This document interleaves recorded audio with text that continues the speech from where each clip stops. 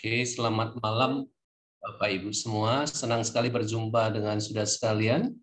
Ya, sekalipun tadi dikatakan bahwa ini bulan November, ya, tapi saya percaya juga kebutuhan untuk kita belajar untuk mendidik anak kita, saya kira selalu ada. Ya, saya bersama istri, ya sekali lagi saya memperkenalkan diri bahwa nama saya Sumarno Kosasi. Kami dikaruniakan 2 anak. Sekarang anak kami namanya Yunike ya 27 tahun ya, buat sebagian belum kenal, dan Benaya 24 tahun. Jadi dalam Juminar ini 1 jam kita akan sharing ya, dan juga ada tanya jawab 30 sampai 45 menit. Tapi percayalah, yang kami sampaikan bukan hanya sekedar informasi, tetapi kami mau betul-betul mencoba untuk men-sharekan, ya, membagikan kisah hidup kami, pengalaman perjalanan kami dalam mendidik 2 anak kami. Dulu kami tidak berani ngajar karena anak kami belum melewati masa remaja.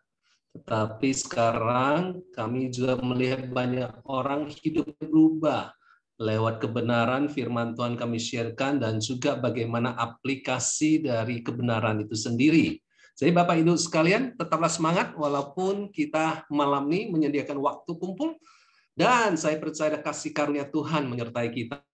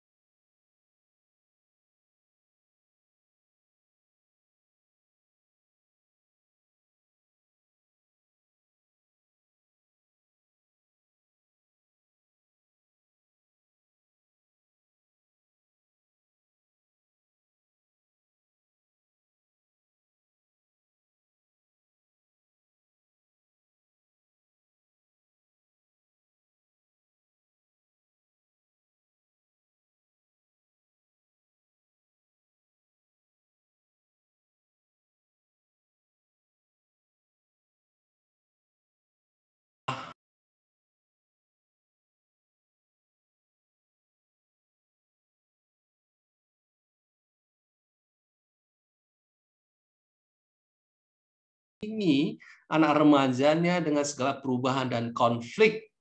Jadi mengapa kita menyampaikan kata mendampingi? Karena ketika anak kita remaja, kita memperlakukan beda ketika dibandingkan ketika dia usia 3 sampai 12 tahun.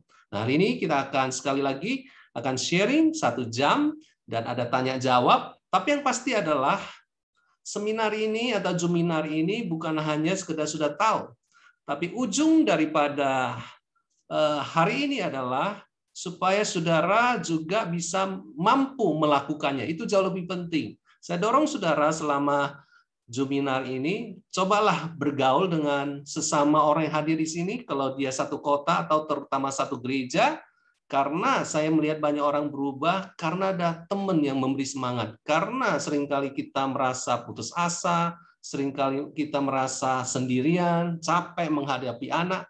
Nah, kita butuh teman, kita butuh sahabat, kita butuh saudara seiman yang mendorong kita. Jadi sekali lagi, saya percaya malam ini ada kasih karunia Tuhan yang luar biasa buat setiap kita. Nah, jadwal kita selama 4 kali Sabtu adalah, yang pertama adalah hari ini topiknya adalah tentang orang tua, kawan atau lawan. Oke? Berikutnya adalah minggu kedua, Sabtu kedua 11 November, ada cara komunikasi tanpa baper, bawa perasaan. Yang ketiga adalah bijak menghadapi konflik. Yang keempat adalah pergolakan seksualitas remaja. Nah, 4 topik ini kita akan kemas dengan berusaha sebaik mungkin untuk menolong saudara. Kalau saudara punya teman yang belum mengikuti hari ini, sudah bisa ajak mereka untuk datang ke minggu depan. Oke, kita akan segera mulai sesi yang pertama. Baik, ya kita akan mulai dengan sesi yang pertama, yaitu orang tua kita sebagai kawan atau lawan. Ya, nah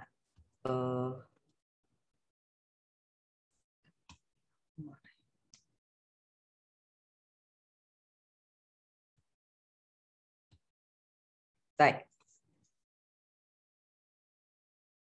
Sebentar. Ada sedikit share screen lagi. share screen. Ya. Kenapa masuk itu cari salah. Oke, sorry ya, Chan.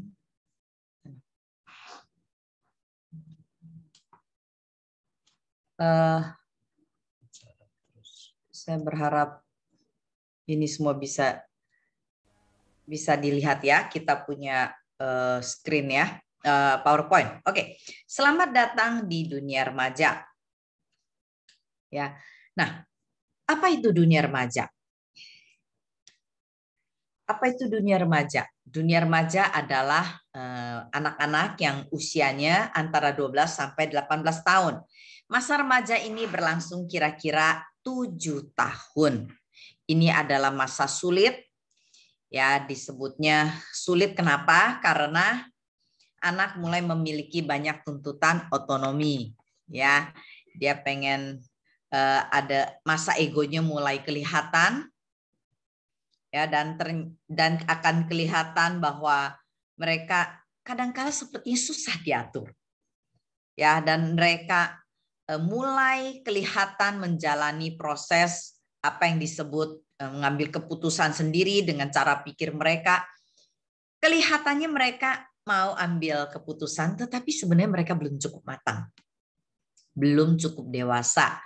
Nah, inilah yang membuat mereka kelihatannya menjadi sulit buat kita dan sulit untuk mereka karena sepertinya kita kurang mengerti. Walaupun ada persiapan kadangkala, tapi belum cukup ya buat masa kanak-kanak yang mereka baru lewati. Nah, kadang sisi tersebut kita suka sebutnya sebagai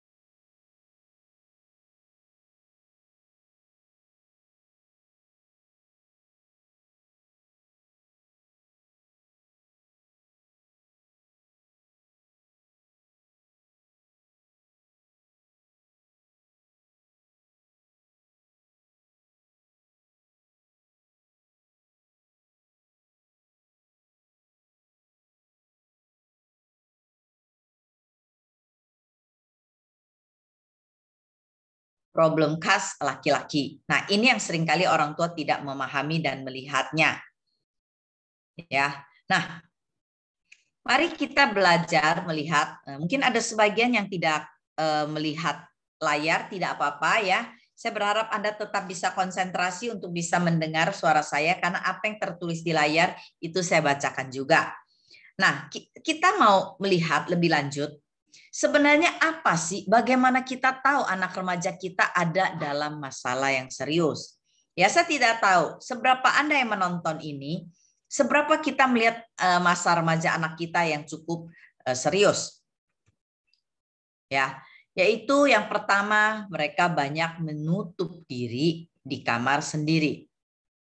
Ya, ada yang menutup diri dan biasanya mereka suka lebih mau sendirian. Nah, ya tidak suka berkomunitas dengan teman yang lebih dewasa, ya biasanya lebih pengen sendirian. Nah, sebagian begitu, tapi sebagian lagi kepengen banyak teman, jadi bisa kemana-mana dalam membangun hubungan.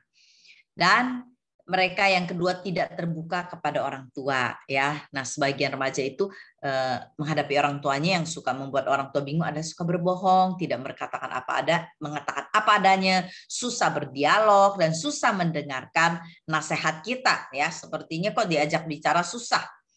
Ya. Nah, mulai menunjukkan tanda-tanda tidak suka berdoa, beribadah, susah membaca kitab suci, lebih suka berteman dengan teman yang berperilaku buruk. Tiba-tiba kok kita muncul dengar bahasa-bahasa yang aneh dari anak-anak kita.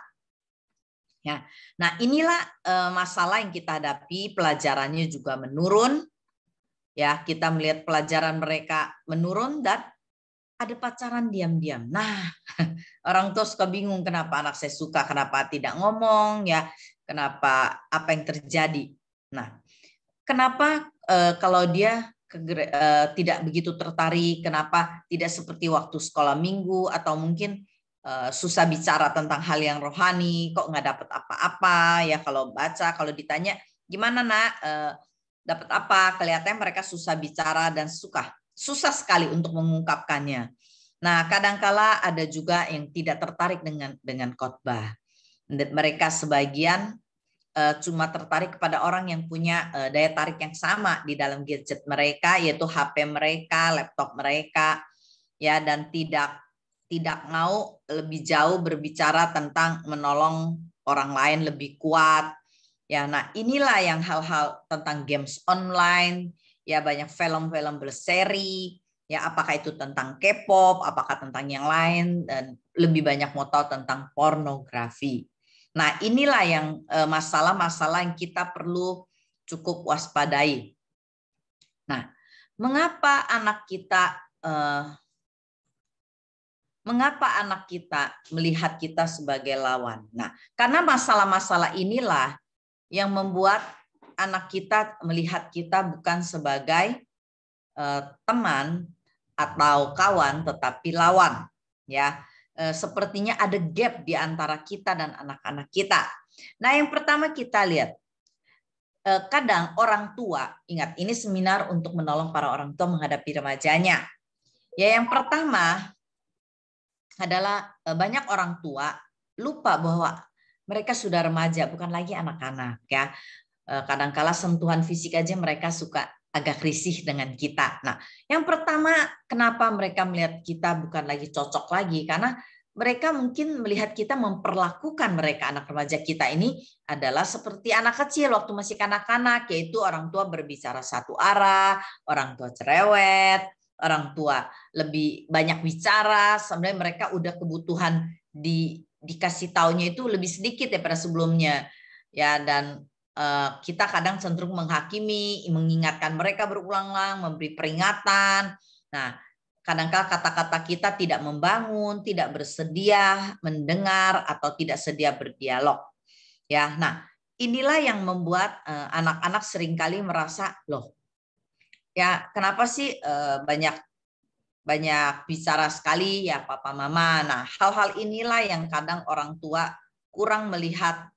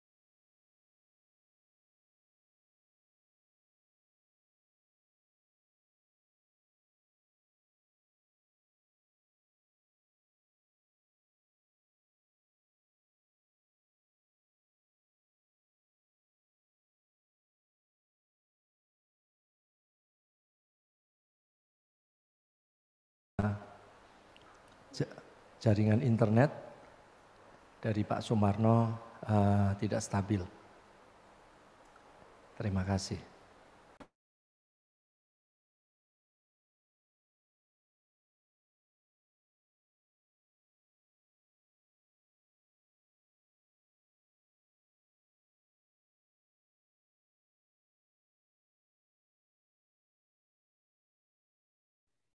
Info saja ke HP Pak Sumarno supaya kita bisa tahu apa yang terjadi. Ya, di titik PowerPoint mana kita perlu mengulang. Oke, buat para orang tua, ya kita akan lanjutkan terus ya dengan recording in progress. Oke, langsung. Oke, saya.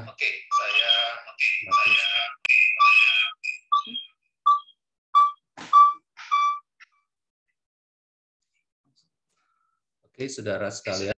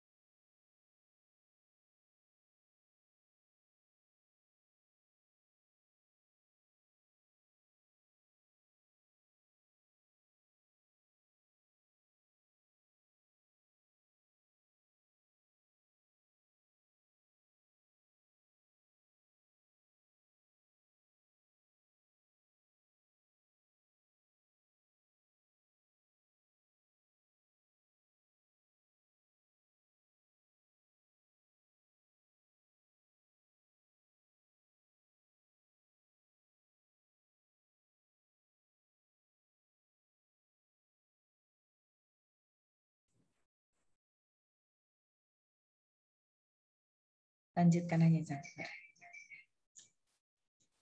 Di sini. Oke.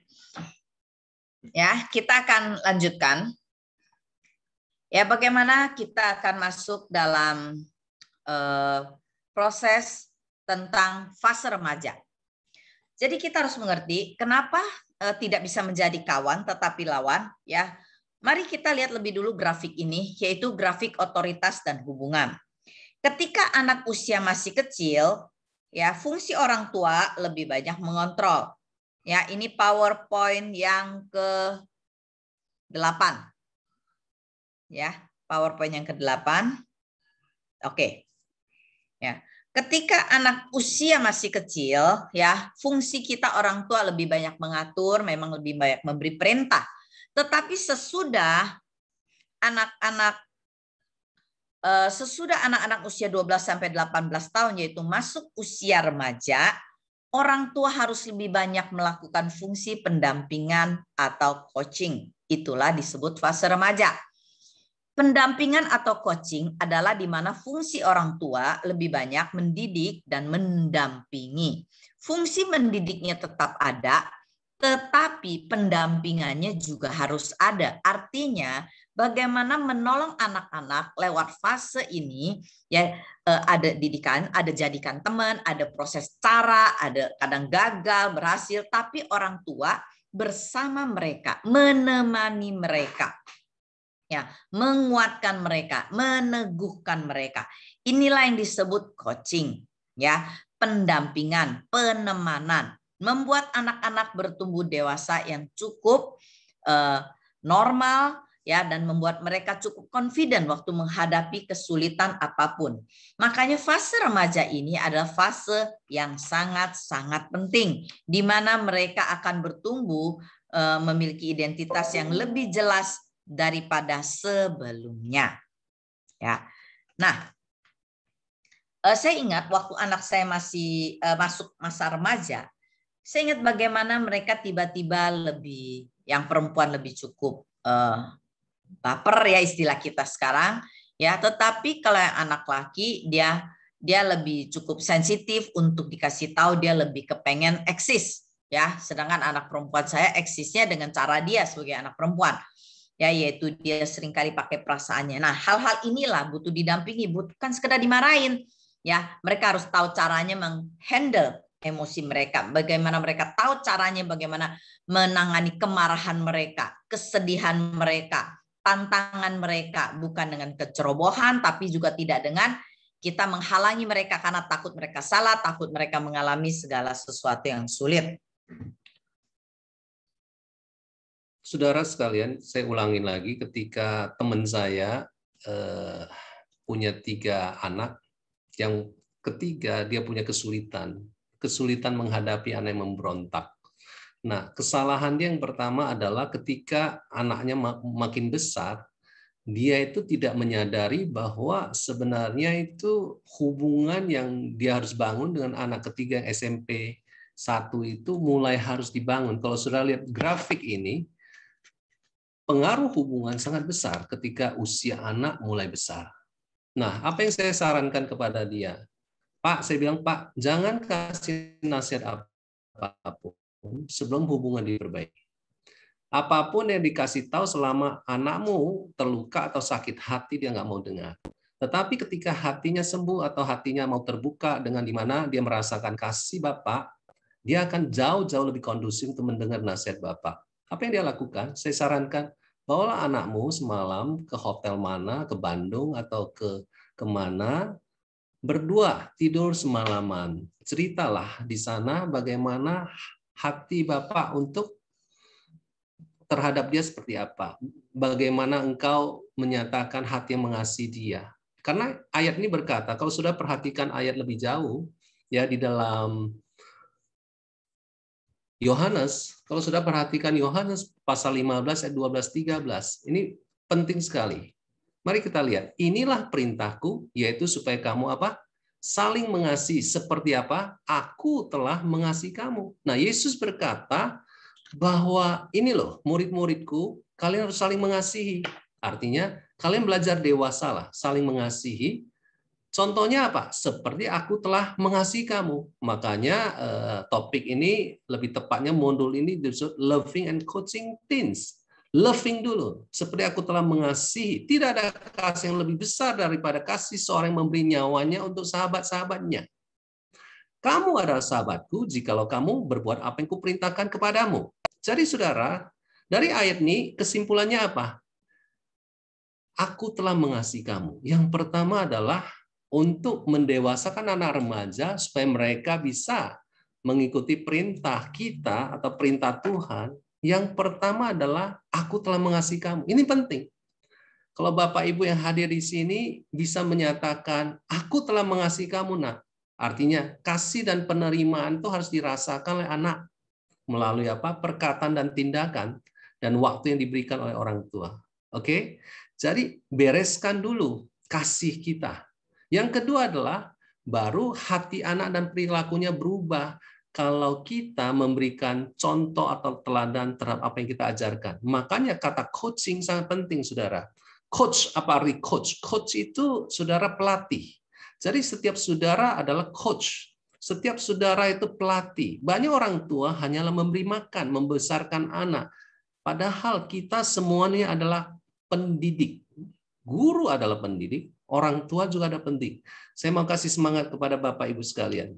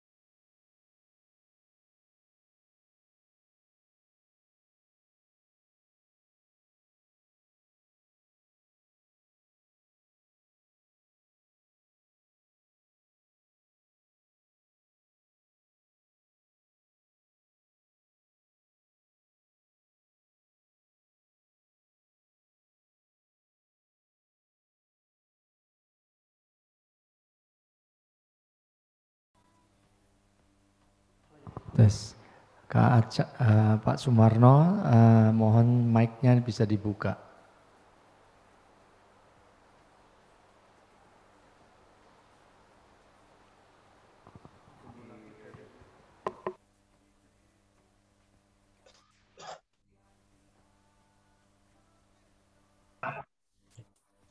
Kalau begitu Pak Budi boleh tolong apakah PowerPoint-nya dari pihak situ aja ya? Dari pihak GKKD boleh Pak Budi? Ya Kak. Oke. Ya, kita akan teruskan ya, teman-teman. Ya, apakah PowerPoint yang ke-10? Ke-10? Ya, oke. Ya, saya akan mengulang yang pertama yaitu tentang menolong akar masalah dalam kehidupan anak. Yang penting adalah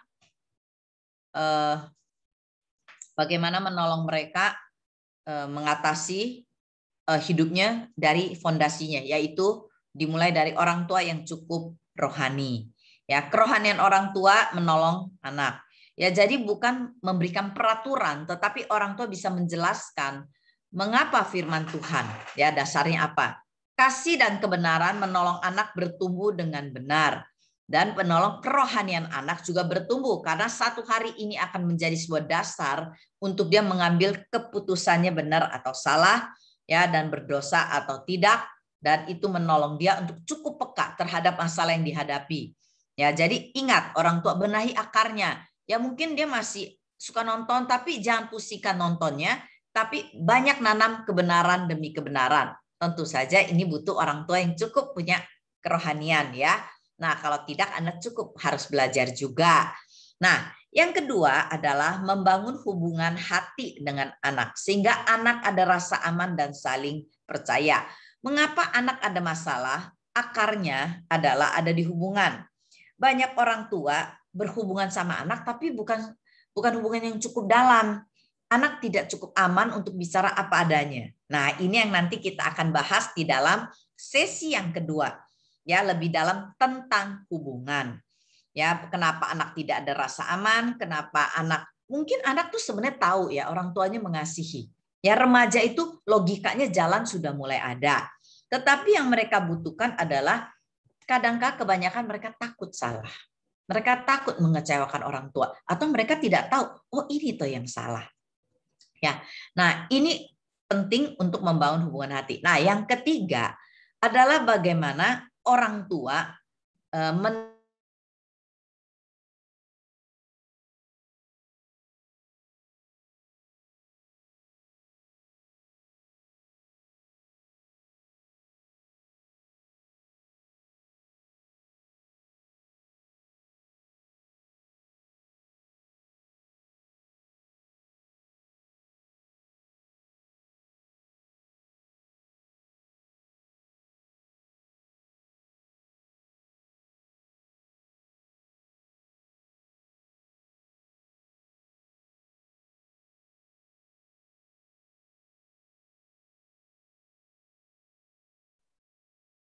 Oke.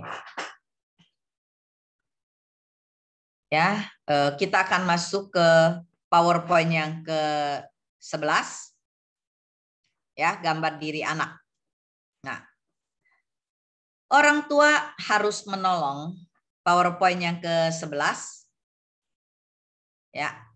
Orang tua harus menolong anak untuk mereka bisa mengerti siapa diri mereka.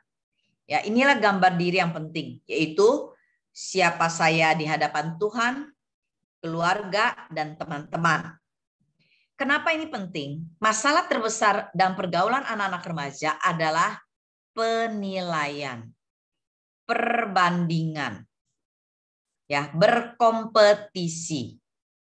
Ya. Nah, kalau kita tidak menanam identitas atau gambar diri anak yang cukup kuat, bagaimana mereka menerima dirinya, apalagi kadang-kala ada kelemahan fisik, ya. Nah, bagaimana mereka harus teguh di dalam gambar diri. Nah, ini penting, ya. Nah, saya ingin orang tua memahami hal ini bahwa anak-anak remaja penting sekali banyak goncangan bahwa Mereka tidak merasa diri mereka berharga. Nah, ini kalau tidak beres itu bisa sampai dibawa ke dewasa.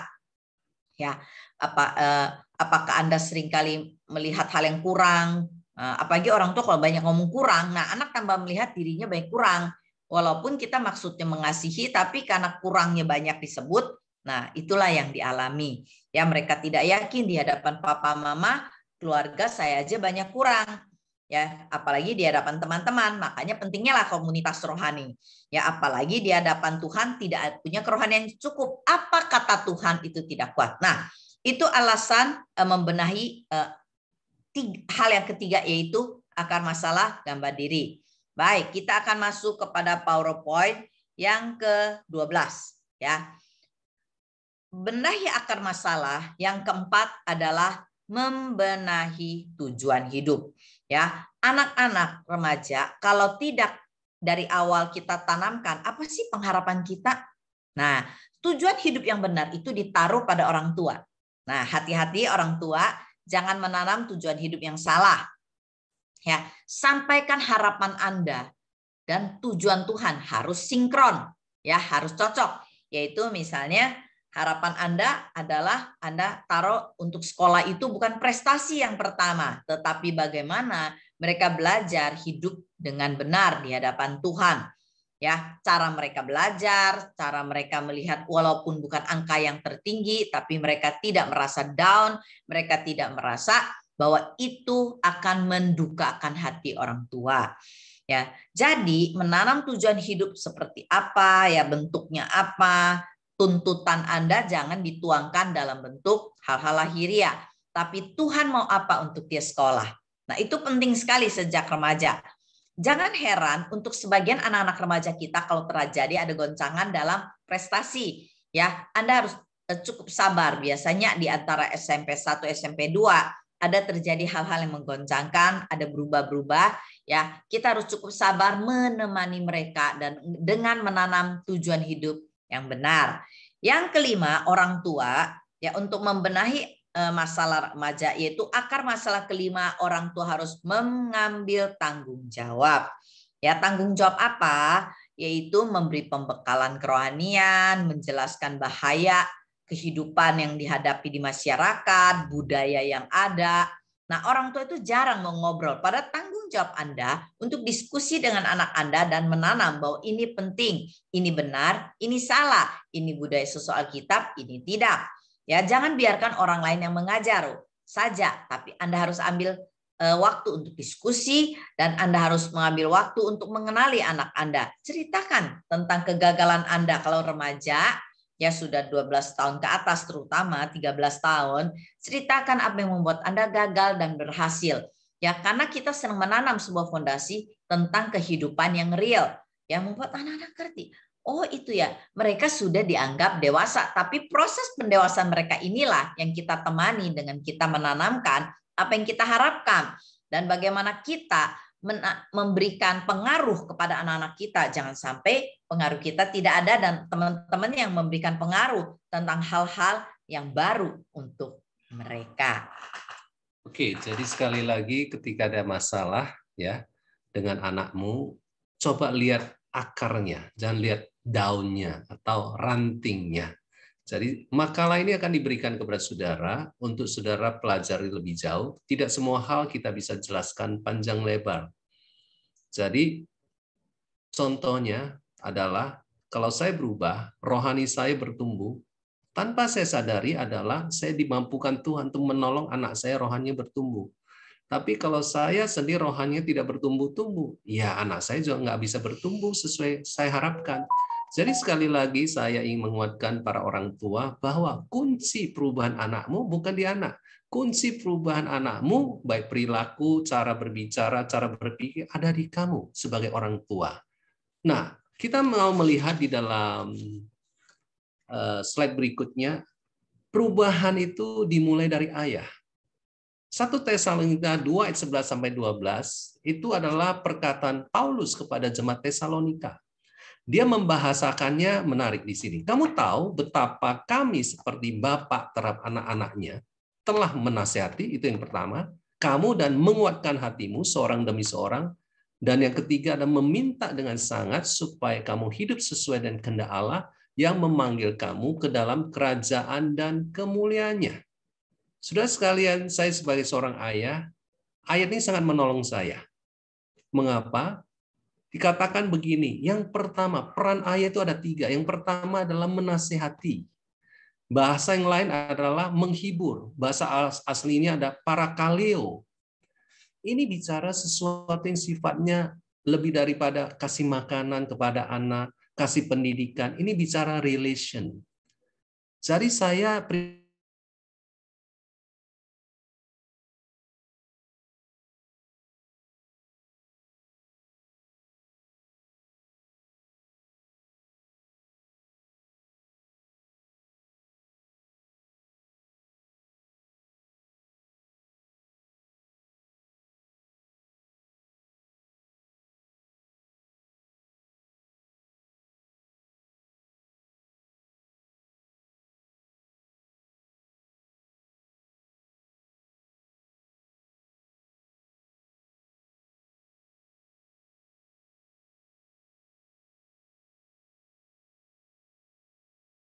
dan dia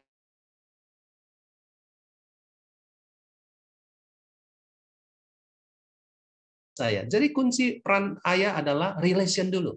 Yang kedua adalah, ini yang saya mau perpanjang dan perluas, yaitu kata yang kedua adalah menguatkan.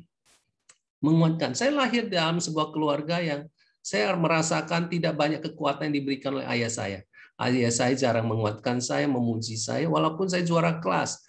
Dia lebih cenderung diam, lebih cenderung asik sendiri. Jadi ketika saya belajar untuk jadi ayah yang baik, saya belajar dari Rasul Paulus. Dia berkata bahwa aku menguatkan hatimu. Suatu hari Benai datang dengan sebuah muka yang sedih karena dia merasa temannya menjauhkan dia, nggak diajak main sepak bola. Dan kemudian saya lihat wajahnya sedih. Saya tanya dia, Ben, apa yang terjadi? Ya, teman-teman merasa saya nggak bisa main dengan baik. Saya bilang begini, Ben, kamu buat papa, kamu ini berharga. Kalau kamu tidak diajak main, bukan berarti kamu adalah anak yang dikecilkan atau dihindari. Papa terima kamu apa adanya. Walaupun mungkin main sepak bolamu nggak bagus, papa tetap sayang kamu. Papa tetap melihat kamu punya hal yang lebih. Kamu bisa jadi penjaga gawang lebih baik, ya, karena dia suka jaga gawang juga. Dia jadi kiper lah, ya, bahasa sekarang jadi kiper. Jadi saya melihat wajah sedih, saya menguatkan dia. Itu dari sisi sedih. Yang kedua adalah ketika dia merasa tidak mampu menyelesaikan PR-PR-nya, contohnya matematikanya, saya panggil dia, saya bilang, Ben, dengar papa. Yang penting kamu usaha dulu, soal angka jangan terlalu pusing. Yang penting kamu belajar. Papa tidak cari angka yang tinggi, matematikamu berapa. Papa senang kalau kamu rajin. Itu aja. Jadi kita tidak mengejar performance atau hasil, kita mengejar dan melihat usaha dia. Jadi mengapa itu penting? Karena saya sebagai anak, saya seringkali juga merasa ya orang tua nggak peduli, atau juga ada jenis orang tua selalu mencari kesalahan anak, atau yang mencari kesalahan. Ya selalu kurang dan kurang dan kurang. Capek punya orang tua yang selalu melihat kita sebagai anak kurang. Mungkin sudah punya pengalaman seperti ini. Nah, sehingga kita mencari orang tua yang turun lagi ke bawah cari kekurangan anak. Kamu kurang ini, anak-anak akan capek. Alkitab berkata kita perlu menguatkan mereka satu persatu. Yang ketiga adalah hidup sesuai dengan jalan-jalan Allah. Aku meminta dengan sangat, ya toh? Itulah yang sebagai ayah kita harus belajar memberikan sebuah tujuan hidup. Ya, nanti kita akan bicara lebih jauh. Kesimpulannya apa? Yang pertama adalah ya, percayalah engkau bapak-bapak, engkau udah pembangun hubungan. Engkau bisa. Kalau saya berubah, Tuhan mengubah saya lahir dari keluarga yang dingin, yang nggak ada hubungannya, saya diubahkan Tuhan. Bapak-bapak pasti bisa diubahkan Tuhan. Amin. Nah, kita harus sadari, ini formulanya. Kasih aturan tanpa ada hubungan membuat anak memberontak. Aturannya terlalu keras. aturan nggak boleh ini, boleh nggak boleh itu. Tetapi sebaliknya hubungan, ya, hubungan terus, makan terus, main terus, tapi nggak ada aturan, anak jadi liar.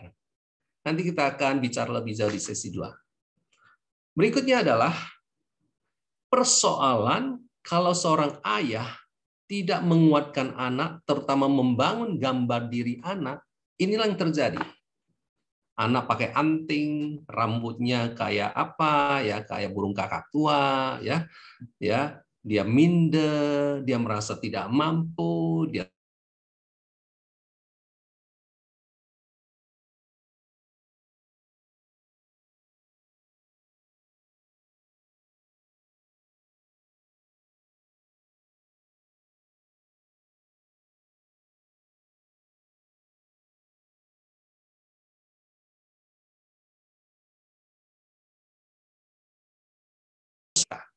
ya toh? Kita punya persoalan keminderan, perasaan tidak mampu yang datangnya dari siapa? Pasti dari ayah kita. Pasti dari orang tua kita yang tidak menguatkan kita dan membangun siapa kita, identitas kita, gambar diri kita yang sehat, sehingga akibatnya kita merasa selalu ada hal-hal yang kurang, ya, nggak mampu dan seterusnya. Jadi hari ini saya ingin memberikan saudara kekuatan di mana saya belajar satu hal. Next PowerPoint. Ketika saya mau menikah dengan Sunlan, ada perasaan tidak mampu. Ada perasaan, aduh saya bisa nggak ya? Aduh saya gimana? Ya, aku mampu nggak jadi seorang ayah, jadi suami? Banyak pertanyaan muncul di hati saya. Kenapa saya cerita ini? Karena kemungkinan anak kita juga akan alami hal yang sama. Karena ada 3 pilar yang membangun identitas seseorang, ya, gambar diri seseorang. Yang pertama, to be loved, merasa dikasihi. Yang kedua adalah merasa berharga, dihargai. Yang ketiga, merasa mampu. Nah, inilah persoalan manusia. Inilah persoalan seorang ayah, seorang suami. Itulah persoalan anak kita juga. Nah, saya lanjutkan. Ketika saya mau menikah dan suami, itu persoalan saya. Apa yang saya lakukan adalah saya dinasehati untuk memperkataan 3 kalimat ini. Catat baik-baik. Itu akan menolong saudara sekaligus menolong anak saudara. Yang pertama, tiap pagi saya harus ucapkan sebuah kalimat. Bapa mengasihi aku tanpa syarat. Merasa dikasih artinya saya akan mengasihi anak saya tanpa syarat.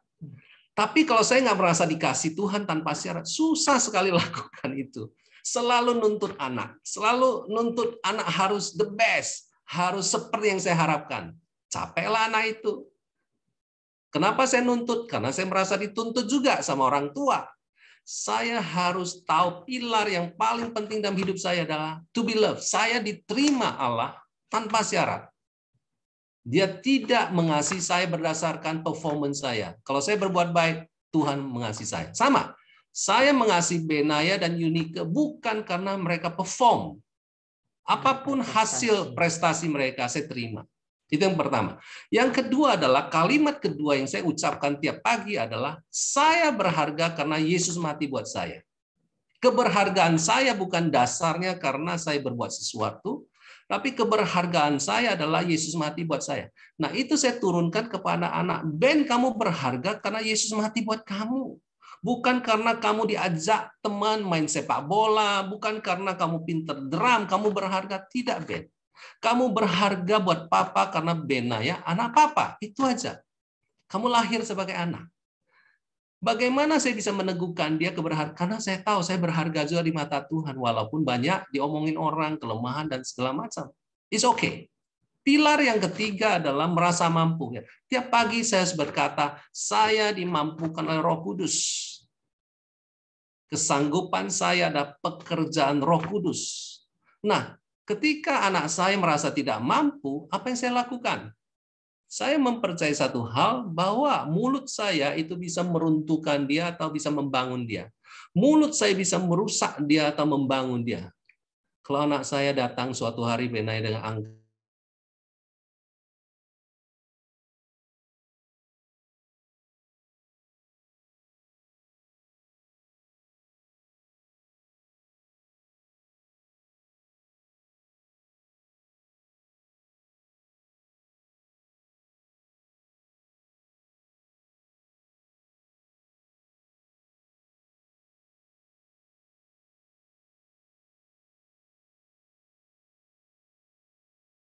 senyum.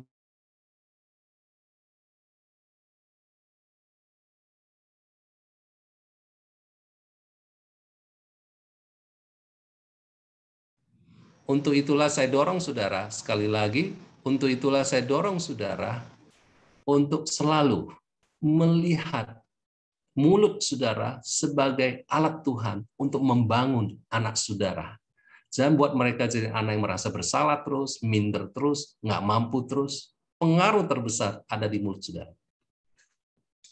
Jadi ingat ya, membangun gambar diri anak atau siapa dia di hadapan Tuhan, keluarga, di hadapan teman-teman itu harus dimulai dari keluarga, orang tua. Ingat, seperti Anda merasa dikasihi Tuhan, anak-anak harus diucapkan demikian. Ya, itu di usia remaja itu sangat-sangat penting ya, tidak usah sampai teratur bicara ya, tetapi pagi katakan ya, doakan dia, Tuhan mengasihimu nak, apapun yang terjadi ingat Tuhan tidak meninggalkanmu, menerimamu, seperti papa dikasih, mama dikasih, kamu juga begitu ya. Anak dihargai, ucapkan seperti Anda dihargai oleh Tuhan, Anda juga menghargai anak Anda. Seperti Anda merasa diri Anda dimampukan oleh Tuhan, seperti Alkitab berkata, kesanggupanku adalah pekerjaan Allah, itu yang kita ucapkan juga pada anak kita. Ya, perkataan kebenaran ini membangun sebuah fondasi yang cukup kuat dalam hidup anak remaja kita untuk dia menghadapi tekanan-tekanan pergaulan dan bagaimana dia menghadapi persaingan dunia. Ya, karena anak kita tidak tentu menang, tidak harus menang, dan tidak merasa tersisih, tersingkir. Itulah yang disebut peran ayah penting sekali. Waktu ayah membangun gambar diri anak, sang ibulah yang harus mengulangnya. Baik, jadi perubahan yang dimulai dari ayah juga diikuti oleh perubahan yang dimulai dari ibu. Ya, dalam PowerPoint yang berikutnya ini, ya 1 Tesalonika 2 ayat 7 sampai 8 berkata, tetapi kami berlaku ramah di antara kamu sama seperti seorang ibu mengasuh dan merawati anaknya. Demikianlah kami dalam kasih sayang yang besar akan kamu, bukan saja rela membagi Injil Allah dengan kamu, tetapi juga membagi hidup kami sendiri dengan kamu, karena dasarnya adalah kamu telah kami kasihi. Paulus menulis di dalam suratan Tesalonika ini, bagaimana sebagai seorang ibu, perubahan itu waktu kita ingin melihat anak kita menjadi teman atau lawan atau kawan, atau teman atau lawan, ya, kita harus mulai perubahan dari ayah dan ibu. Ibu harus mulai melihat dirinya berbeda. Apakah Anda menjadi ibu yang ramah? Ya, yang mengasuh, merawat anaknya. Nah, ini penting sekali. Ya, bagaimana mengasuh, merawat anak?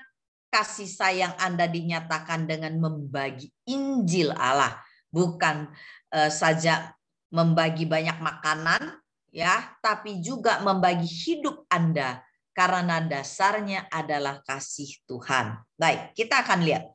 Jadi dalam prakteknya peran ibu dalam PowerPoint berikut, ya. Yang pertama, bagaimana Anda membagi Injil Allah dan bagaimana mengasuh merawat anak, yaitu pertama, memperbanyak kata-kata. Nah, ibu-ibu kalau yang nonton, ikuti saya. Memperbanyak kata-kata yang membangun.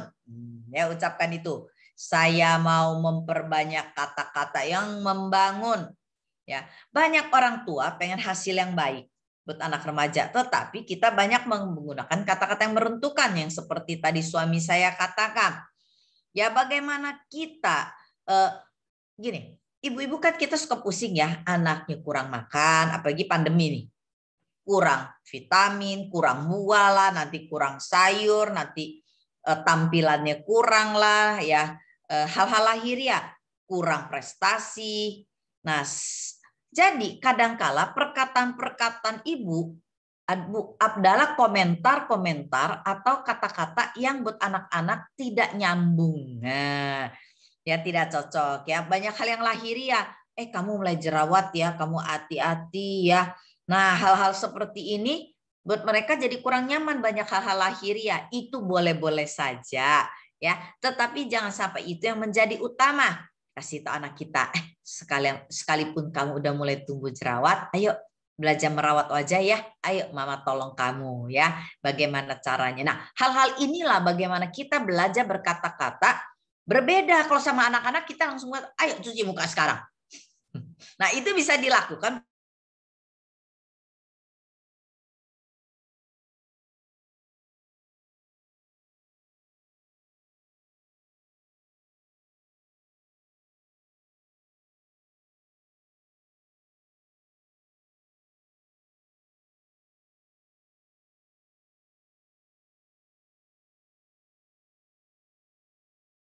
Itu caranya gimana?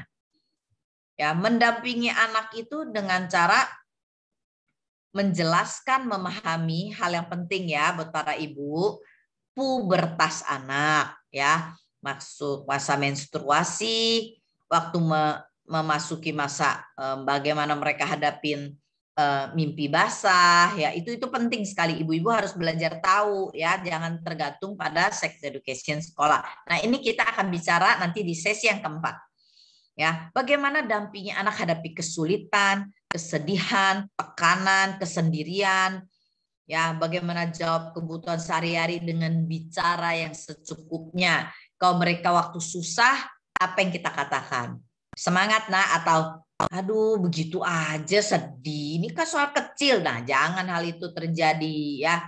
Oke, sering kali kita terjadi begitu ya. Nah, atau dia lagi sedih, ayo dong ya. Semangat dong, ayo dong, sukacita dong ya, gitu. Dalam kesendirian mereka, apalagi waktu mereka tertolak ya, waktu mereka bersaing kalah, bertanding kalah, apa yang kita katakan? Kalah menang apa-apa nak, kamu belajar apa? Ayo, kamu hidup bukan soal kalah menang nak, tapi bagaimana kamu menjadi orang yang menang di dalam Tuhan. Nah, kata-kata itu penting. Makanya peran ibu sangat ditentukan bagaimana kita juga cukup rohani. Ya, kita bukan sedang melihat hal yang lebih penting adalah prestasi, tampilan, ya, apa yang mengganggu mata kita, ya. Nah, tetapi bagaimana dampingi anak, hadapi gejolak-gejolak dia. Ya, itu penting. Nah, yang ketiga, mendoakan anak kita secara teratur. Yaitu bagaimana kita dalam kita membagi Injil dan menolong kerohanian, mengajak anak berdoa, ya. Bagaimana kita bicara dengan tenang kepada anak kita sedikit-dikit, ayo kita doa yuk, apapun terjadi doa, sebentar saja ajak dia doa, ya, ayo kita bersyukur walaupun ini sulit ya. Nah, kita tidak menghilangkan kesusahan, tetapi mengajak anak doa, itu yang saya banyak lakukan, ya. Nah, misalnya anak saya waktu di SMK ya, anak saya bukan SMA, masuknya SMK, Sekolah Menengah Kejuruan di jurusan musik yang kedua. Waktu dia menghadapi gurunya itu ada dokter di bidang musik, ya dia berkata, aduh mas, sangat menakutkan sekali, dia bilang gitu ya. Ya, dia bilang keder sekali loh mah gitu. Ya, nah makanya saya mulai berkata, ayo kita doain supaya ibu gurumu kamu ini ya punya kemurahan hati sama kamu. Saya ngomong begitu. Ya walaupun nggak ada kemurahan hati, kamu tetap menerima kemurahan dari Tuhan. Nah, itu yang kita perlu katakan. Gitu ya. Nah, hal-hal inilah penting sekali. Ya, saya ingat satu kali waktu saya menghadapi anak saya dalam kondisi sedih, tapi saya lihat ranjangnya berantakan. Lalu saya berkata kepada yang perempuan nih, dia bilang, beresin dong nak ranjangnya. Padahal dia baru mau bicara tentang hari ini sedih. Karena saya memikirkan lebih penting bereskan ranjang, ya anak saya jadi bilang, ya baru mau ngomong mama nih, ya udah beresin ranjang dulu deh. Nah, saya sadar, oh anak saya ternyata lagi mau bicara. Nah, saya minta maaf, lalu saya berkata, maaf ya nak, mama tadi nggak peka nih sama perasaanmu. Ayo sambil cerita kita sambil bereskan ranjang yuk berdua. Nah, hal-hal inilah peran ibu penting sekali. Ya. Nah, yang berikutnya bagaimana kita membangun kerohanian anak. Nah, sebagai seorang ibu penting sekali untuk kita membangun kerohanian anak. Ya, bagaimana caranya? Ya, karena ibulah yang banyak memberikan. Di suratan Timotius, bagaimana peran Timotius banyak ditunjang oleh ibunya, Lois, neneknya Lois dan ibunya Eunike.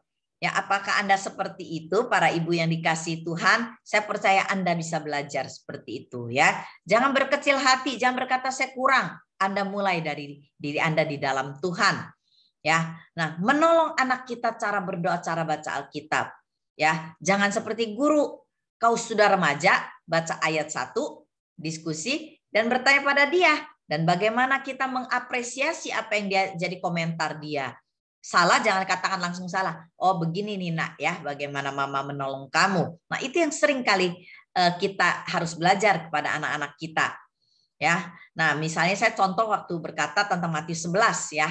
Ayat 28 bagaimana Yesus berkata kukuringan kata Tuhan. Nah saya cerita berat ya beban hidup ini ya. Tapi waktu kamu serahkan pada Tuhan ya, dan itu jadi bebannya Tuhan. Jadi ringan karena kenapa? Karena Tuhanlah yang sanggup menolong beban kita. Itu yang disebut kukuringan. Kuknya Tuhan ringan. Kalau jadi kuknya kita, jadi beban kita nak berat. Nah, hal-hal itulah yang membuat kita mengerti bagaimana menolong anak kita melihat Tuhan adalah jalan, bukan kita jalannya. Ya, nah menolong anak yang kedua dalam kerohanian mengalami lahir baru. Katakan lahir baru. Lahir baru. Artinya anak kita tidak hanya lahir dari rahim kita, tapi dia lahir dalam kerajaan Allah, yaitu menjadi anak Allah. Nah itulah kita menginjili anak kita, bagaimana dia ini dikasihi, dia ini orang berdosa yang diampuni. Ya, bagaimana dia ini kalau percaya Tuhan, dia bisa melihat dirinya berbeda. Nah, inilah yang disebut mengalami lahir baru, status dia menjadi tidak hanya anak papa mama, anak Allah, dan dia berharga di mata Allah. Ya, berharga walaupun orang lain bilang nggak berharga, pokoknya buat Tuhan kamu berharga. Nah, itulah imago Dei. Ya, Alkitab kata. Yang ketiga, mendidik anak kita hidup dan takut akan Tuhan dan hormati otoritas lain. Itu penting sekali ibu-ibu. Ya, jadi cara kita mengajar kerohanian itu banyak hal cerita konkret dan bagaimana ada ayatnya. Ya, bagaimana di Roma katakan demikian, kitab Roma. Ya, bagaimana kita harus takut akan Tuhan. Ya, seperti apa takut akan Tuhan? Kasih contoh. Bagaimana hormati otoritas lain? Kasih contoh. Ada pemerintah, ada guru dan segala hal, pembina rohani di gereja. Ya, dan yang terakhir bagaimana dia bisa berdiri sendiri atau stand alone menghadapi pandangan-pandangan dunia, ajaran-ajaran dunia, ya yang semuanya dianggap benar, nggak ada yang dosa. Nah itu dunia, tapi di dalam Tuhan ada.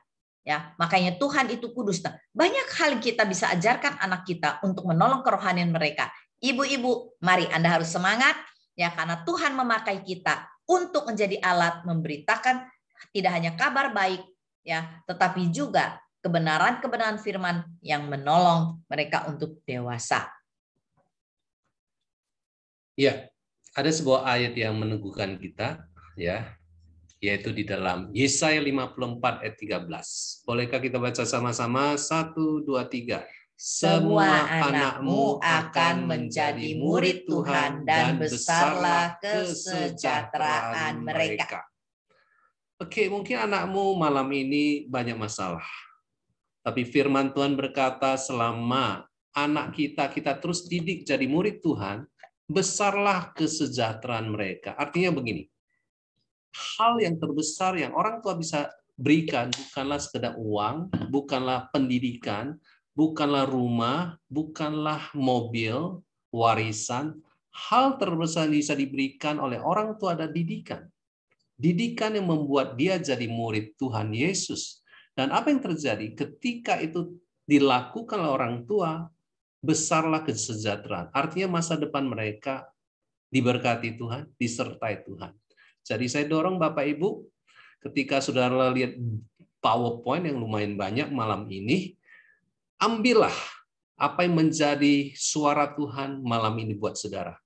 Ambillah 1-2 poin untuk saudara praktekkan. Ya, sisanya mungkin bisa dilakukan minggu-minggu berikut. Tetapi tangkap dulu poin mana yang paling penting. Contohnya peran ayah. Oh ya Tuhan, peran ayah saya kurang nih di sisi apa? Hubungan. Saya mau berubah. Cari seseorang menolong saudara. Atau poin peran ayah yang saya perlu berubah apa? Oh, mulut saya suka ngomel, ya toh. Mulut saya suka menuduh anak, membuat anak merasa bersalah, memojokkan anak. Ya, mungkin itu yang kita harus berubah. Dan hal itu terjadi, jangan-jangan kita sendiri adalah orang terluka, orang yang tertolak juga. Nah, berarti saudara perlu cari seseorang Ya, cari pendetamu, gembalamu, atau siapapun kemudian menolong. Kenapa ya? Mulut saya kalau keluar selalu apa?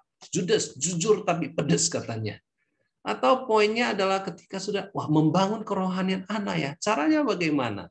Tadi dikatakan ya, saudara belajar ambil 1-2 ayat diskusi sama anak. Jadi banyak hal-hal yang sudah bisa ambil dan praktekkan karena kita dibatasi oleh waktu dan tempat karena kita hanya bisa Zoom, tetapi ambil 1-2 poin yang menjadi petunjuk Tuhan buat kita ubah. Ketika sudah ambil 1-2 poin nih, menabur kasih dan menabur kebenaran, pasti ada kemajuan. Pasti. Bolehkah kita berdoa sebelum kita akan menjawab beberapa pertanyaan yang sudah masuk? Mari kita berdoa. Bapa di surga, hari ini kami berdoa buat setiap orang tua, ayah, dan ibu yang hadir malam ini. Kami tahu bahwa kami dipanggil menjadi murid Kristus dan anak-anak kami juga dipanggil jadi murid Kristus. Tuhan tolong kami supaya kami mengenal Engkau lebih jauh lagi. Supaya kami juga mengalami kelahiran baru. Kami juga sungguh-sungguh bisa percaya kepada Engkau. Tuhan, tolonglah kami ketika kami baca Alkitab, kami dapat mengerti. Tolonglah kami supaya ada sebuah kehausan untuk berdoa bersama-sama dan pasangan kami maupun anak-anak kami. Tuhan, kami minta supaya Tuhan campur tangan dalam kehidupan anak kami yang sudah jauh dari Tuhan, yang jauh dari kami, yang memberontak sekalipun. Kami minta anugerah-Mu untuk menjamah dan menyentuh hati anak kami, supaya mereka juga boleh berbalik dari hidup mereka yang tersesat. Tuhan, kami berdoa sekali lagi malam ini, ada hikmat-hikmat Allah yang menolong setiap Bapak Ibu yang hadir malam ini. Kami berdoa juga ada kekuatan kasih karunia yang memampukan setiap kami untuk menjadi orang tua yang bijak. Terima kasih Bapak, di dalam nama Yesus kami bersyukur. Amin. Amin. Kami kembalikan dulu kepada host.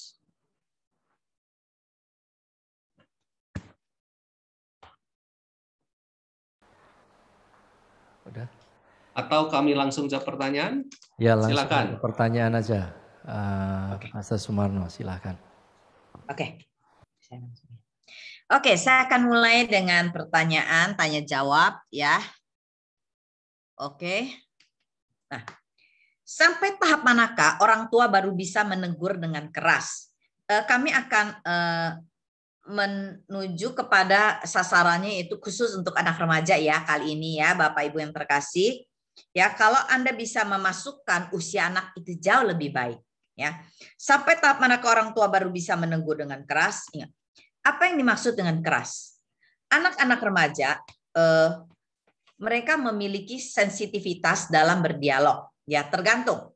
Rata-rata waktu mereka memasuki usia puber, mereka sensitif dengan intonasi suara, mereka sensitif dengan hal-hal yang sifatnya keras. Keras artinya membuat mereka tidak nyaman dan tidak aman. Nah, saya mendorong para orang tua, kalau Anda bicara dengan anak Anda, jangan keras. Ya, kenapa? Karena sasaran kita buat anak remaja ada, ingat, mendampingi mereka untuk dewasa. Jadi proses kita bicara adalah bukan soal kerasnya. Anak kita udah biasa belum menerima intonasi kita? Waktu saya memulai pembicaraan dengan anak saya dan menasihati dia, saya harus menjelaskan, Mama bukan sedang marah, tapi Mama sedang menasihati kamu. Nah, waktu saya menjelaskan ini menasihati, anak saya bisa menerima. Jadi kadang-kala orang tua antara nasihat, marah, memberi peringatan itu sama sepertinya ya. Awas ya nanti ya. Awas nanti. Jadi kita sepertinya antara marah dan antara nasihat tidak. Ya, jadi saya mendorong para orang tua, sebelum Anda ingin berkata dengan keras, menegur keras, yang kedua adalah Anda harus tahu hubungan Anda cukup baik nggak dengan anak Anda. Ya, kalau sudah cukup baik, sekeras apapun anak kita percaya kepada hati kita yang mengasihi dia. Ya, banyak orang hubungannya nggak dapat, ya percayanya nggak dapat, tapi malah dia tetap keras dan akibatnya hubungan tambah jauh. Ya, itu tidak akan memberi manfaat apa-apa untuk mendidik anak kita lebih dalam. Ya, yang kedua, saya peserta Racingist mau bertanya, bagaimana cara memberikan anak remaja pendidikan seks agar anak-anak tidak salah memarang seks itu, mengingat anak sudah pasti mendengar hal yang terlanjur negatif dari teman-temannya. Ya, kita akan bicara hal ini di minggu keempat ya, tentang seks. Ya, tentu saja orang tua bertanggung jawab untuk menjelaskannya. Ya, dan bagaimana kalau nanti udah terlanjur negatif, itulah hubungan penting ya. Minggu depan sesi yang sangat krusial untuk masuk kepada sesi berikutnya. Tentu saja hari ini menentukan minggu depan. Ya, minggu depan menentukan 2 sesi berikutnya, yaitu bicara tentang menghadapi konflik dengan remaja dan menghadapi bagaimana penjelasan seksualitas dan menyangkut pacaran. Ya, nantikan minggu keempat. Ada seorang ibu yang bertanya bagaimana menghadapi anak yang suka menyendiri. Dia punya 2 anak, yang satu terbuka, yang satu sangat tertutup. Saudara, anak tertutup itu ada beberapa kemungkinan. Kemungkinan pertama adalah sebenarnya dari awal sudah suka, dasarnya sudah orang yang pendiam, tapi itu bukanlah satu-satunya alasan. Yang kedua adalah, kemungkinan kedua adalah dia sudah terlalu lama dibiarkan sendiri.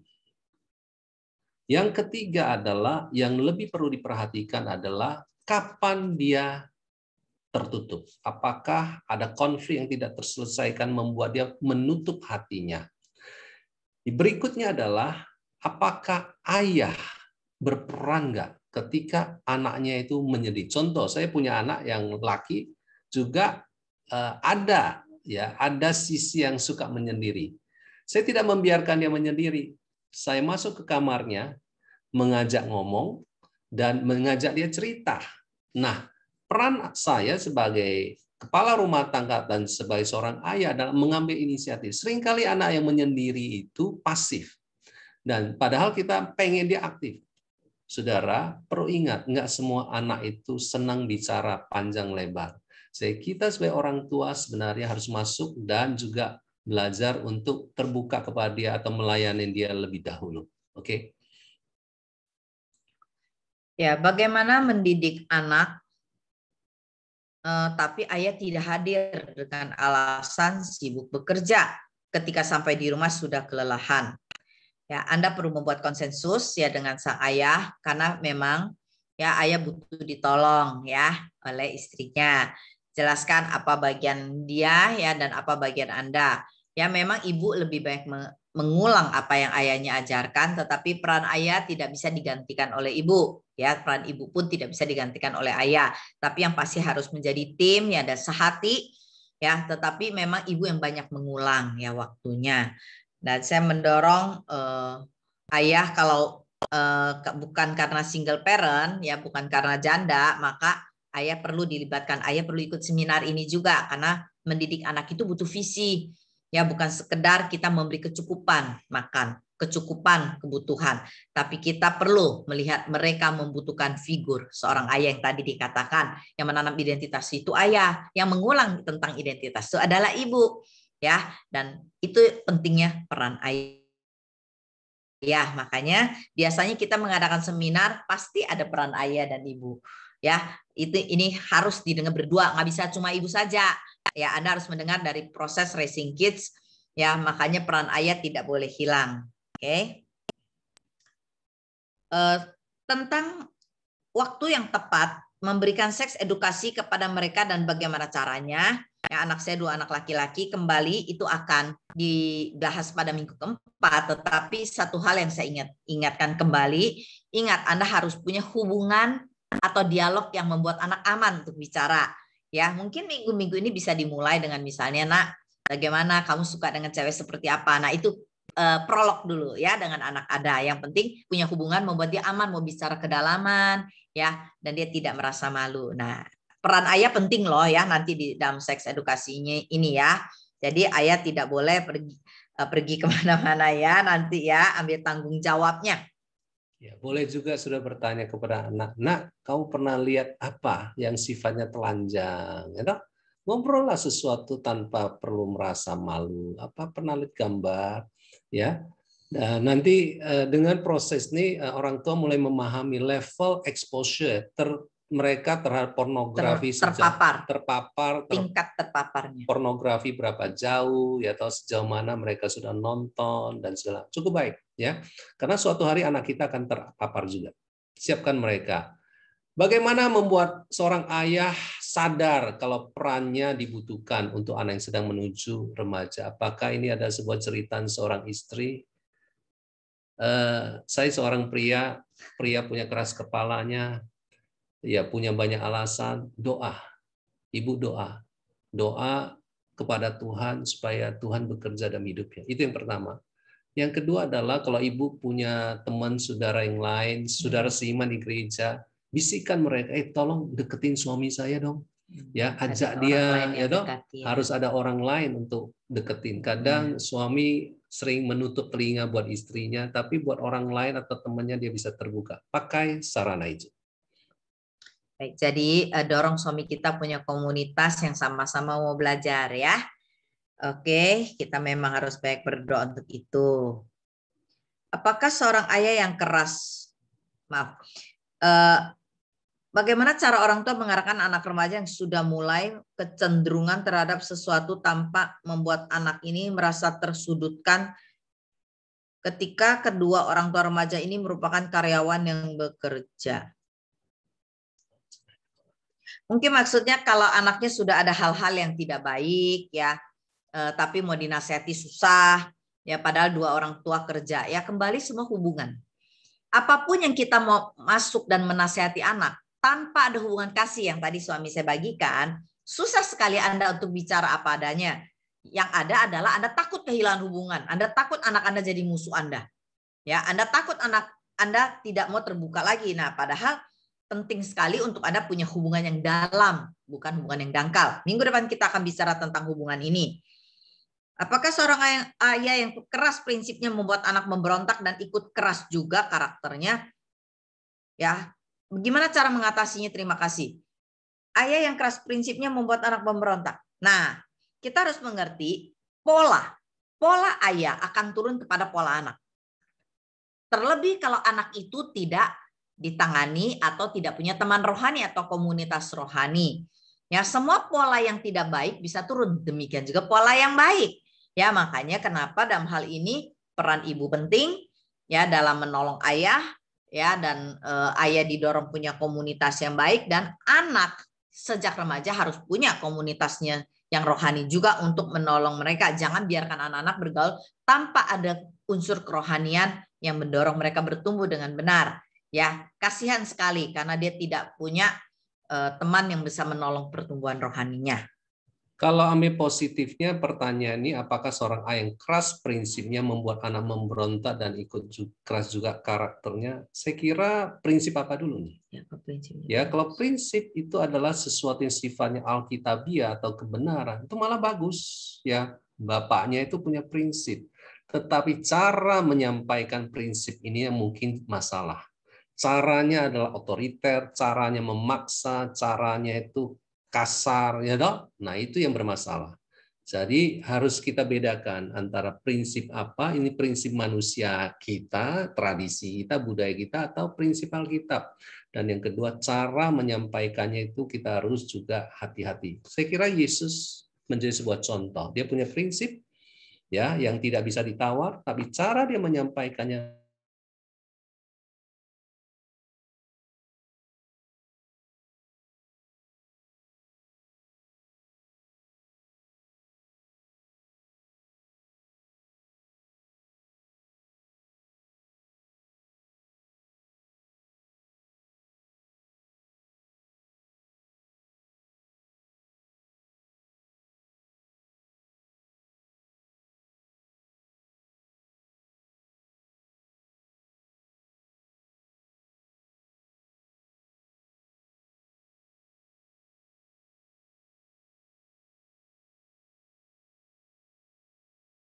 Kekuatan itu datang dari orang tua yang menolong anak.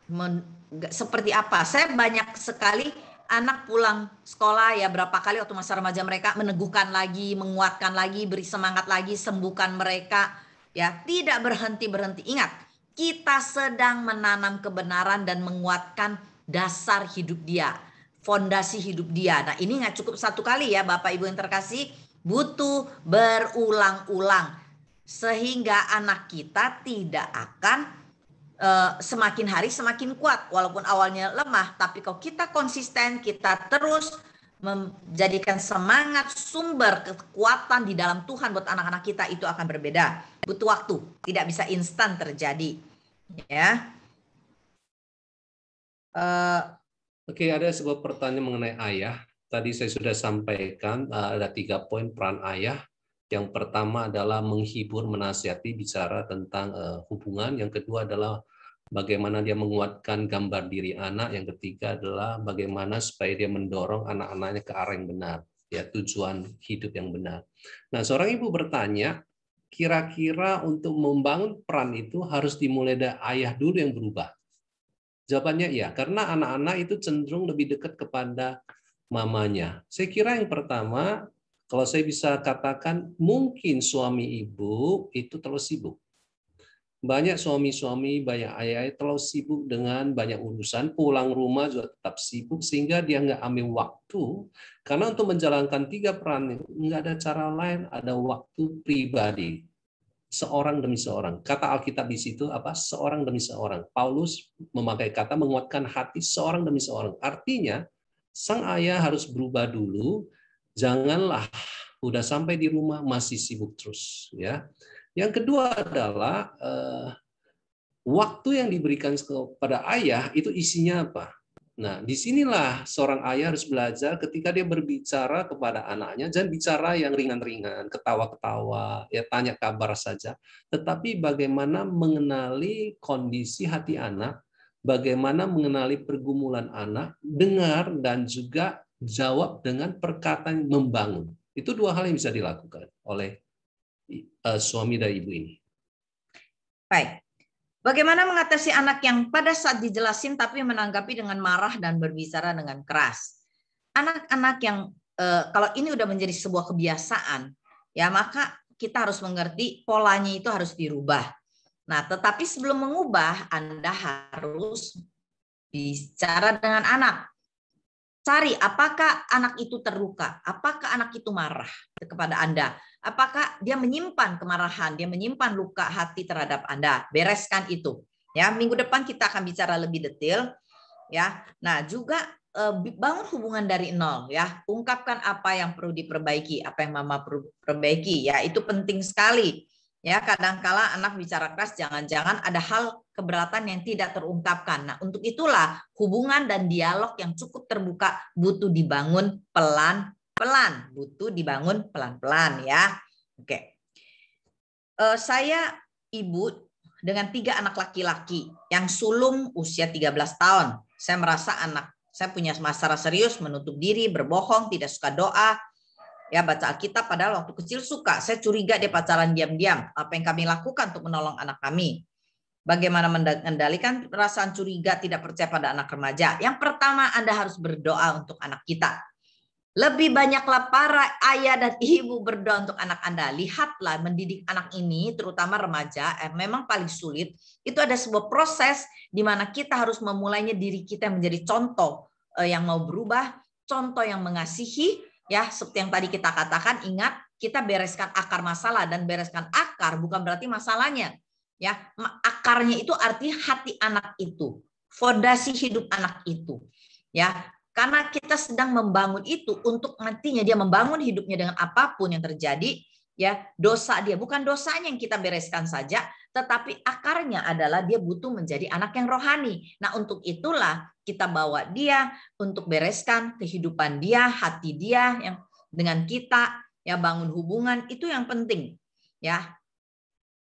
Saudara, saya ingin menjelaskan sebuah hal yang sangat penting menyangkut anak yang kita sudah remaja, contohnya ibu tadi anaknya usia 13 tahun. Sesuai dengan Alkitab, Bapak Ibu sekalian, ini penting sekali untuk didengar. Kita dikatakan anak ini dulu suka doa atau baca Alkitab. Anak-anak yang ketika remaja menunjukkan bohong banyak, kemudian tidak taat banyak, kemudian menutup diri, tidak suka lagi hal yang rohani atau pacaran, kemungkinan besar sebenarnya anak kita walaupun ada di gereja, dia belum lahir baru. Ada sebuah istilah lahir baru. Lahir baru adalah di mana seseorang mengalami kelahiran karena percaya Yesus dan ada tandanya. Tandanya adalah dia haus untuk baca Alkitab, haus untuk berdoa, tidak lagi menutupi diri dengan lakukan diam-diam dosanya. Nah, Alkitab menjelaskan bahwa anak kita yang walaupun dia masih kecil sudah ada di dunia orang Kristen, dunia gereja sekalipun, dia masih memiliki yang disebut sinful nature, tabiat dosa, tubuh dosa. Nah, orang tua kadang nggak sadar hal itu, sepertinya mereka sudah percaya Yesus, udah beres. Tapi belum tentu, karena dari kecil diajak doa, baca Alkitab, dia belum sampai satu titik berkata, Tuhan, saya orang berdosa. Tuhan, saya butuh diampuni. Tuhan, saya butuh diselamatkan. Saya percaya dosa saya, Tuhan Yesus sudah tanggung di kayu salib. Nah, titik itulah yang sebenarnya orang tua harus bawa kepada anak, di mana ada sebuah kata berikut yaitu bertobat. Jadi kalau anak ibu yang tadi dulu rajin berdoa baca Alkitab, kemungkinan besar dia belum lahir baru. Apa yang harus dilakukan? Ceritakanlah bahwa kita semua manusia berdosa dan kita butuh keselamatan dan kita butuh bertobat. Nah, titik itu yang dibutuhkan oleh anak. Mari orang tua dengar baik-baik.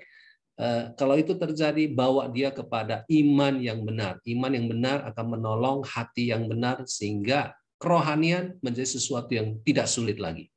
Dan biasanya kita butuh bantuan orang lain juga untuk membuat anak kita bisa mengalami kelahiran baru dan dia mengalami proses pertobatan yang benar ya. Jadi orang tua harus berdoa bagaimana caranya. Memang ini hal yang penting ya. Makanya kem-kem rohani itu penting ya untuk menolong anak mengalami perjumpaan pribadi dengan Tuhan. Baik. Ya, saya punya anak laki usia 16 dan 12. Kami sering dibuat kesel. Salah satunya waktu mereka sedang main game online, kami beritahu untuk berhenti. Saudara tidak dengar atau dengar tapi gak dikerjain. Atau mereka menolak, gak mau jawabnya. Nantilah Pak atau Mah. Pertanyaannya, apakah anak saya sedang melawan kami atau anak-anak kami dalam masa pancaroba atau kami yang kurang tepat cara penyampaiannya? Saudara sekalian, kalau ini kejadiannya seperti ini, apa yang harus dilakukan? Yang pertama adalah kita harus sadar bahwa anak itu suka sesuatu yang sifatnya game. Sifat sesuatu yang disebut tontonan. Dan kita sebagai orang yang sedang nonton atau baca Koran, bapak-bapak yang suka baca Koran, ketika dipanggil sama istri saja kadang kurang menoleh atau kurang menjawab. Nah, kita harus sadari ada sebuah ada sebuah situasi di mana belum tentu kita akan dapatkan sesuatu yang sifatnya segera, ketaatan segera atau jawaban segera atau kerjain segera karena mereka lagi asik. Oke. Bagaimana sama solusinya? Cara solusinya adalah memberi waktu. Oke, kalian boleh main game, tapi 15 menit lagi selesai ya. Kita akan lakukan A, B, C atau 15 menit lagi ayo bereskan ini atau masuk kepada pelajaran. Jadi ada sebuah jeda waktu untuk menolong mereka. Artinya belum tentu mereka memberontak. Itu lagi asik saja. Tapi yang kedua adalah pemberontakan anak itu jangan dilihat dari sisi. Pemberontakan anak harus dilihat dari kasus-kasus lain. Kasus-kasus yang menunjukkan mereka memang nggak mau dinasehati. Nggak mau dengar apa yang menjadi nasihat kita. Yang pasti nanti sesi 3 kita akan bicara soal konflik dengan remaja ya. Salah satu hal yang penting waktu mereka main game jangan langsung diambil ya. Kalau kita mau ubah mereka ya ciptakan sebuah kondisi di mana kita bisa berinteraksi dengan mereka di luar game itu. Ya, memang itu keasikan yang harus kita hadapi dan kita ambil waktu, jangan waktu main game dan jangan langsung ditarik ya karena itu akan menimbulkan konflik. Ya bikin konsensus ya sampai jam berapa dan itu perlu dibicarakan ya tergantung keterikatan anaknya. Selamat malam, mau nanya kalau suami mulai hubungan dengan anak melalui hobi-hobi berlanjut dengan hari selanjutnya demikian. Jadinya bukan utamakan firman tapi bagaimana baiknya Bapak Ibu padahal kan yang utama dari papanya. Betul yang utama dari papanya. Tetapi bukan berarti ibunya tidak bisa ya. Sebenarnya ada poin baik yaitu papanya bisa membangun hubungan dengan anak-anak. Nah, tinggal bagaimana menolong suami untuk punya kesepakatan antara suami dan istri.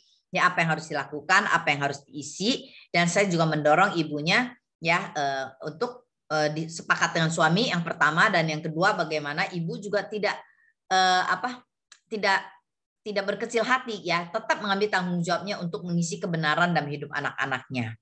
Salah satu yang kami sarankan kepada suami istri ketika kita menghadapi sebuah hal di mana istri merasa ayahnya itu dalam kasus ini cenderung hanya main sama anak, atau mungkin hobinya basket terus, catur terus, atau sepedaan terus, dan padahal istrinya mau supaya suaminya bisa siarkan firman. Oke, salah satu yang perlu kalian diskusikan Bapak Ibu adalah sama suami sekalipun atau suami kurang rohani sekalipun adalah fokus kepada karakter.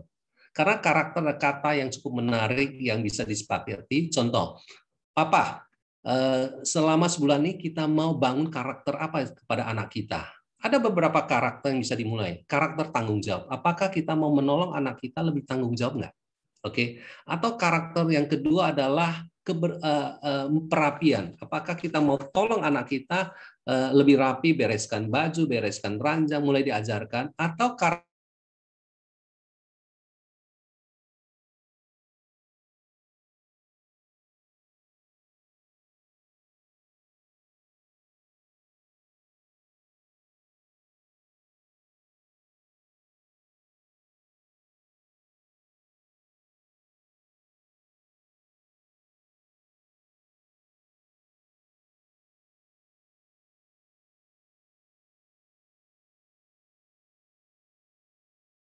Benar-benar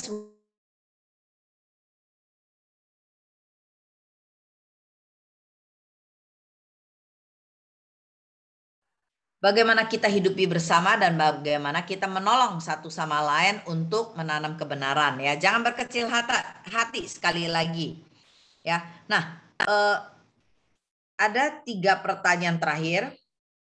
Ya, sebelum 3 pertanyaan terakhir dijawab adalah kami mau pastikan minggu depan, ya, sinyal kami akan jauh lebih baik. Ini bukan salah panitia. Ini ada masalah dengan operator, ya. Oke. Maafkan kami. Oke. Selamat malam, saya mau tanya. Saya punya 2 anak laki, kapan waktu yang tepat memberikan seks edukasi kepada mereka dan bagaimana caranya? Seks edukasi itu yang pasti nanti bicara detailnya di minggu keempat, tetapi untuk memulainya itu sebenarnya dari usia kecil juga diajarkan. Ya, tetapi yang pasti memulainya adalah dengan ngobrol informal tentang apa yang mereka sudah lihat. Tadi suami saya katakan apa yang sudah mereka tahu. Ya, dengar dulu, yang penting dengar dulu ya, supaya kita tahu ada di titik mana mereka. Ya, sejauh mana mereka punya pertanyaan, boleh juga dicatat dulu ya. Baru nanti kalau ada kesulitan ditanyakan. Oke. Saya mau tanya bagaimana menghadapi anak remaja yang suka cari perhatian dengan cara selalu berulah di kelas. Sekali lagi ini butuh Anda dialog dengan anak Anda dan tanya kepada mereka, kenapa? Ya, apa yang paling menjadi kesulitan kamu? Jangan-jangan gambar diri biasa yang mencari perhatian ya. Kadang-kadang dia merasa dirinya kurang, dia pengen diterima oleh orang lain. Ya, nah inilah yang membutuhkan kebenaran firman. Yang pertama sekali lagi, apakah dia sudah lahir baru atau belum? Itu yang perlu dikejar. Yang kedua, dia harus diterima, harus diajarkan tentang gambar diri berulang-ulang, diteguhkan setiap hari ya, bahwa dia dikasihi, bahwa dia diterima oleh kita sebagai orang tuanya. Saudara, anak cari perhatian mungkin seperti kita juga cari perhatian, bisa juga. Kalau kita cari perhatian berarti ada sesuatu yang sebenarnya kita butuhkan. Ya, jadi itu saya menambahkan untuk supaya menolong saudara, bukanlah anakmu salah total, tapi ada kebutuhan yang dia butuh dijawab oleh kedua orang tuanya. Ya, pujian mungkin, pengakuan mungkin, ya. Anak saya usia 13 tahun, sering memiliki masalah karena dia sering bila disuruh tidak langsung dikerjakan, sering dipending. Dekati anak Anda, dialog, kenapa ada kesulitan, kenapa tidak mau dilakukan, itu yang penting. Kasih tahu mengapa, apa pengharapan Anda. Itu perlu dikasih tahu. Konsensus itu perlu dibuat dengan anak remaja. Yang kedua adalah apakah Anda juga menjadi contoh seperti itu ya? Kalau anak Anda memanggil, Anda juga nunda ya. Kadang-kadang anak ajak bicara, Anda juga tidak jawab. Nah, banyak orang tua seperti itu. Ya, misalnya, Pak, ada apa, Nak? Apa yang kau? Itu loh, orang tua sendiri juga dipanggil begitu, apalagi anak. Nah, makanya ibu juga begitu ya, Mama, gitu loh. Langsung saya harus jawab. Jadi saya juga berkata, kalau kamu panggil mama, mama jawab langsung. Karena itu yang kamu harapkan kan. Nah, sekarang mama juga begitu. Mama juga jawab. Nah, hal itulah yang perlu diajarkan. Mengungkapkan pengharapan kita kepada anak kita itu penting sekali. Ya. Nah, bagaimana dengan anak yang ayah dan ibunya berpisah? Apa yang kami lakukan sebagai orang yang mengenalnya? Karena sifat anak mulai mengikuti grup di medsos yang tidak baik. Sekalipun Anda hidup dalam keluarga yang tidak ideal, ya, tetapi yang pasti Anda harus mengajarkan kebenaran kepada anak Anda. Itu yang pertama. Ya, ambillah waktu informal. Waktu bukan lagi konflik, kalau mau ajak ngobrol yang cukup berat, cukup dalam, ya. Dan jangan seperti Anda yang banyak bicara. Nah, itu penting untuk Anda ungkapkan kepada anak Anda sekalipun Anda seorang ibu atau seorang ayah. Ya, nah kalau dia ikut di medsos, dia butuh kebenaran gambar diri yang teguh. Pelajaran hari ini yang kita belajar yang penting adalah tentang gambar diri. Siapa dia di hadapan Tuhan? Ingat, siapa saya? Saya dikasihi, saya dikuatkan, saya diterima oleh Tuhan. Apapun kata teman, penilaian, pandangan media, itu tidak penting. Itu harus berulang-ulang. Bapak Ibu yang dikasih, Anda harus cukup sabar untuk menanam ini. Kami membutuhkan waktu bertahun-tahun sampai satu titik. Karena ini proses pendewasaan. Proses pendewasaan pasti nggak selalu berhasil. Tapi terus terjadi. Nah, untuk media sosial supaya anak kita tidak terikat, maka Anda harus memberikan waktu di luar dia bermain media sosial. Bahaslah tentang media sosial kepada dia. Apa yang dia tonton, benar atau salah. Diskusikan dengan penuh kasih dan kesabaran. Oke, jadi kita sudah menjawab pertanyaan yang masuk hari ini. Dan kita akan ketemu minggu depan. Saya kembalikan ke host.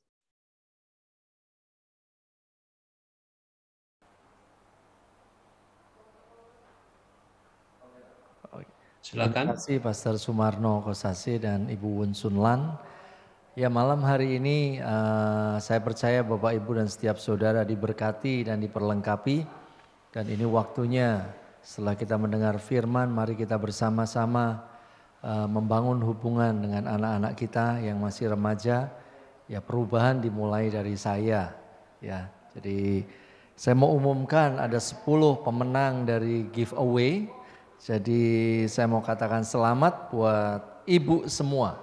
Jadi ini saya berharap di minggu berikutnya bisa mengajak para suami, ya, karena malam hari ini yang memenangkan giveaway adalah ibu-ibu semua. Yang pertama adalah Ibu Teresia Pinasang, yang kedua adalah Ibu Nika, yang ketiga adalah Ibu Mega, yang keempat adalah Ibu Rehulina, yang kelima adalah Ibu Angela, yang keenam adalah Ibu Erni, yang ketujuh adalah Ibu Emilia, yang kedelapan Ibu Lina, yang ke-9 Ibu Berlin, dan yang ke-10 adalah Ibu Tika. Selamat buat ibu-ibu yang sudah terlibat aktif di seminar mendidik anak malam hari ini. Sebelum kita akhiri dengan doa bersama, kita mau ambil gambar terlebih dahulu. Saya mohon untuk buka kamera supaya kita bisa melihat senyum dari Bapak dan Ibu yang mengikuti seminar mendidik anak malam hari ini. Ada 6 slide ini Bapak Ibu, jadi mohon sabar.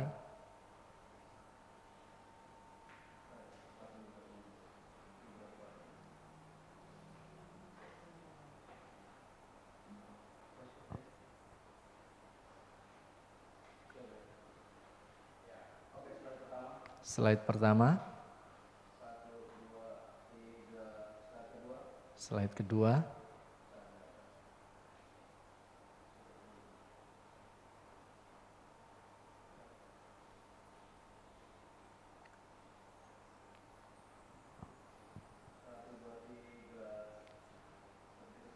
Slide ketiga.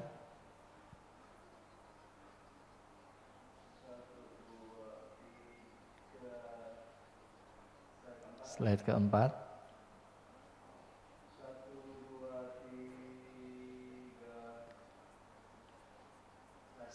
Slide terakhir.